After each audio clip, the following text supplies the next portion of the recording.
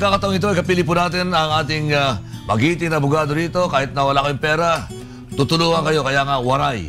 Attorney Roger Waray Ivasco. Papandigin ang problema ng isa nating kasabahay. Attorney, magandang gabi. Salamat. Yes, good evening po. Salamat po, partner, Doktora.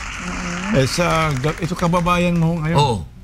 Galing pa sa Ilocos Norte. Ano ba? Tayo doon Ano ba ang problema mo? Pakilala muna natin si Mr. Ding Si Rubio. Mr. Ding Rubio. Ako si Ding Rubio ng Ilocos Badok, Norte. Ilocos Norte. Okay. Kaya po, lumuwas pa ako ng Manila dahil wala tayong makunan na tulong sa bayan ng Ilocos. Oh. At saka marami akong natulungan ng pamangkin, kapatid. Pero pagdating ng ganitong edad, Ikaw naman, hindi man lang tayo naalala. Oh. Kaya nagpapasalamat ako na nakilala ko si Atty. Waray Ivasco. Ayun. Siya yung champion ng ano yan eh. Ilan po Champion ba ng, yung mga natulungan elderly. Anak ng mga kapatid ko, tsaka lima po. 5. Pinag-aral niyo po Apo. sila. Ano na pong natapos nila ngayon? Lahat professional na po? Hindi, dalawang seaman yun. Anak ng kapatid ko yun eh. Tsaka yung kapatid ko, nag-Saudi rin yun.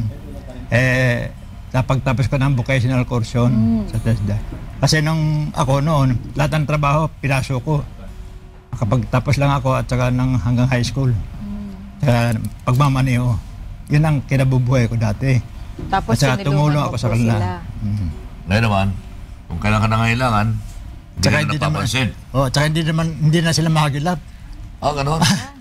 Nagtatago na. Nawawala na po, hindi na Paano ang mahanap. attorney? Anong gagawin natin dyan? Ganito ho yan. Kasi mayroon tayong child abuse. Oo. Pero wala tayong elderly abuse. Wala pang batas. Wala pang batas. Pero ay palagay ko manawagan kay Arquisa. Kaya lang hindi rin makaupo. Oo nga. Kaya medyo mahirap ho tayo. Ilocano rin yun. Oo. Kaya manawagan ka uli. Sa lahat ng senior citizen party list na nanalo, sana pagbigyan ng COMELEC na makaupo sila. Oo. Para matulungan kaming mga senior citizen para magkaroon ng batas na kailangang kupupin ng mga anak na tinulungan ng senior citizen upang pag hindi sila nakatulong ay madidemanda sila at makukulong. Senador, wala ka bang... At saka si former Senator senador pa rin yan?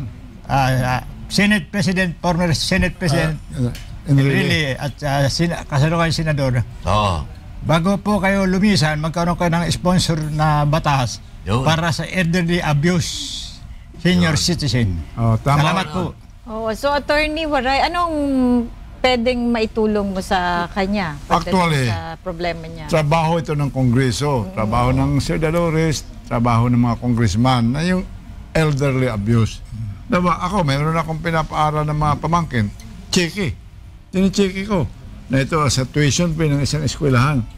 Baka dumating ang panahon na ma-approve yung batas na yon ng elderly abuse, ipapakulong ko yun kung hindi na ako susuportahan. Sino naman ang dyan, umik up na dyan sa Kongreso at sa Senado? Wala pa? Si elderly abuse? Sa Sa party list. Sa party list. Si Arquisa. Sa Senado naman? Ito. Si Senator Enrile, kaya lang hindi natin malaman kung bakit hindi pa na isa sa batas eh. Mahirapan na siya eh. Kung makukulong na siya eh. Paano mo yan? Kaya ngayon panawagan mo bago makulong. Bago makulong. Bago magbakasyon. Tapos na yung bakasyon eh. Tapos na. Ganito, alam mo ba kami, yung mga elderly, ito nakakatawa. Alam mo ba, mayroon kaming anak, nakabuntis, di ba? Pagkatapos, yung anak mo ay walang sustento, walang trabaho. Pero pag yung lolo ay may income, ang dinidemanda yung lolo na walang pakalam. Ano ba? Matindi yung batas na yan. Batas na ba yun? Batas, 189. Alam mo ba ako? May anak ako. Playboy. Ang daming binuntisan. Pero itong anak ko walang trabaho. Hindi pwede na idemanda. Ang ginagawa niyan, yung apo ko, pag ako may kaya, ididemanda ko civilly. 189 ng Family Code. Yan yung ang batas na luging-lugi naman yung mga matatanda. Lugi kasi walang pakialam ka kung anong pinagagawa ng apo mo. Kaya lang, pwede ka i-demanda pag mayaman ka. So, attorney, sabi nyo nga ngayon, hindi pa approve po yung tungkol, wala pang batas Wala tungkol pa. sa elderly abuse. Ano yung pwede nating maitulong kay mga ding? Ang ito naman ay... Wala po bang kayong kahit sino kamag-anak na nakakaalam kung nasan itong mga natulungan yung mga pamangkin? Hindi, alam ko po kung saan sila. Kaya lang, pag pumupunta ako sa bahay nila, hindi mo mahagilap, nagtatago na. Kaya sabihin, ay, awanti kwarta. Talagang mahirap po hanapin yung taong anong tawag doon? Awanti kwarta, apo. Naasawa medyo... Ay, baka po sila po ba may pamilya na rin kanila? Meron po. Meron na. Alam mo na, Meron na rin si mga priorities. alam mo, Baka naalala ko po, yung ganon. tatlong tiyo. Puro mga binata yan. Yung isa, mayaman. Yung dalawa, mahirap.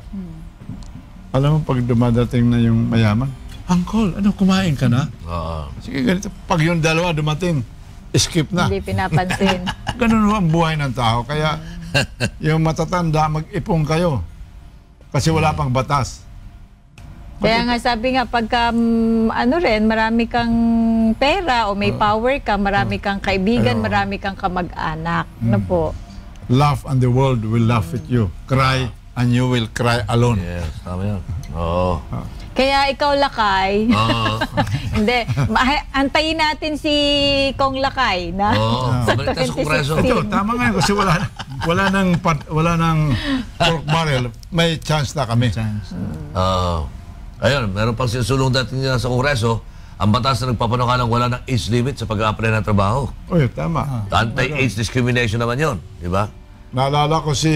Halimbawa ko, 57 ako ngayon. Oh.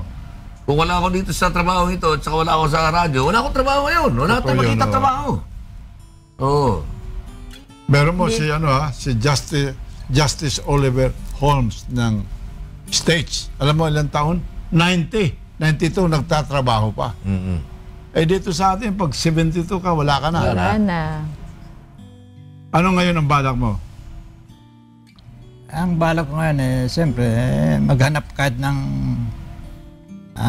pagkakitaan. Pwede ka pa livelihood. naman mabaneho, di ba? Pwede pa, paminsan-minsan.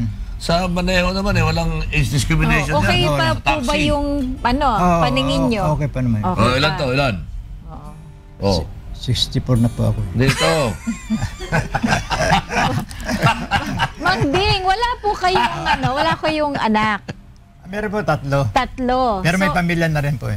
may pamilya na rin po. Malayo po ba sila o nasa Ilocos din? Hindi, isa nasa Bataan, isa sa Nueva Ecija. Hiwa-hiwalay. Yeah, wala po. Pero sa anniversary natin, di ba? Oo. Pumunta ka sa World Trade. Oo, tama, Ang dami tama. trabaho. Isa na dyan yung isang agency ho. O yun, may job fair. Lahat ng Fair. agency po Andyan, nandyan ngayon. At saka magmaneho ka muna ka attorney, kailangan ng driver yan. Ha? Pa-extra. Hindi, Pwede. Kasi yung driver niya dati, kumandidato ng senador eh. Hindi, sabi ko sa kanya, gagawin ko siyang bodyguard. O, yun pala eh. Pero sa langit.